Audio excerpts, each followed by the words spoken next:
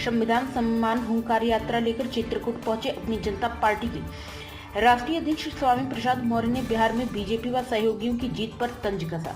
कहा कि बीजेपी की जीत नहीं, यह ईवीएम का दुरुपयोग व संविधान की हत्या है।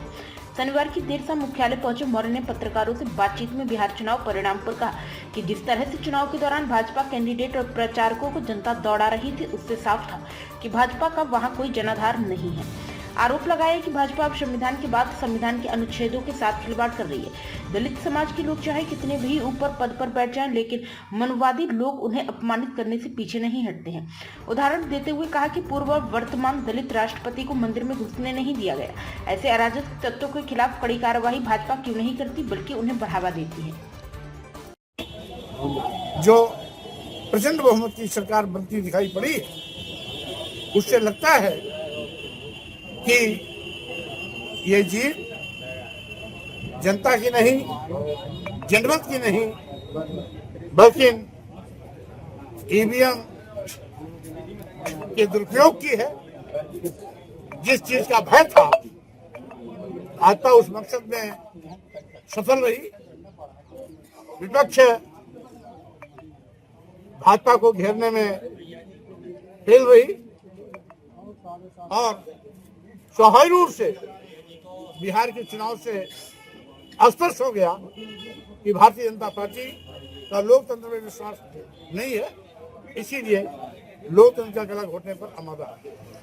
आपकी संविधान सम्मान जनहित यात्रा चल रही है, क्या उद्देश्य है? इसका मकसद है कि पहले तो भारतीय जनता पार्टी ने संविधान बदलने की खुल्लम खुल्ला कोशिश की।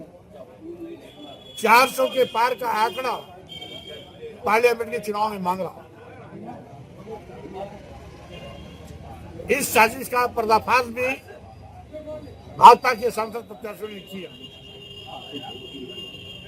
लेकिन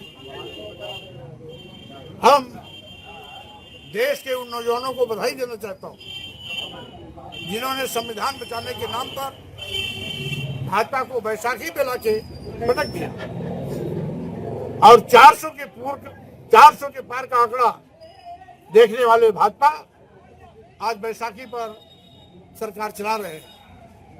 संविधान तो बच गया, लेकिन अभी भी भाजपा संविधान के अनुच्छेदों के साथ लगातार खिलवाड़ करती नजर आ रही।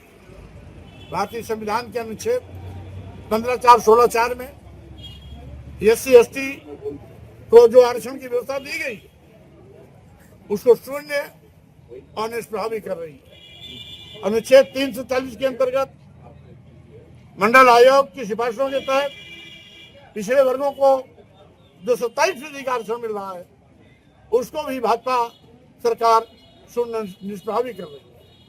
यहाँ तक कि भाजपा जब से आई है, सरकारी नौकरियों की भर्ती पूरी तरीके से बंद हो गई, जिससे सामान्य और आरक्षित वर्ग के सभी नौजवान बुरी तरह प्रभावित हो रहे हैं।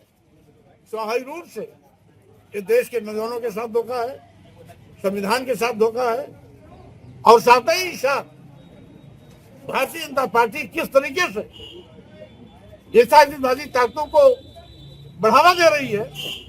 अभी एक नमूना देखने को मिला कि CGI इंडिया पर